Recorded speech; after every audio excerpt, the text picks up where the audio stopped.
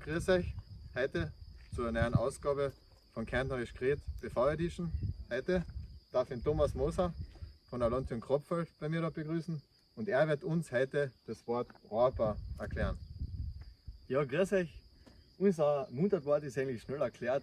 Wenn in der Sommerzeit die Leute sagen, jetzt gehen wir nach Muschk, Rohrbau glauben, dann weißt du, dass du schnell sein musst, weil sonst gibt es keine mehr, aber neu ist der Erdbaugarten leer. Also die Rohrbau sind die Erdbau. Danke Thomas.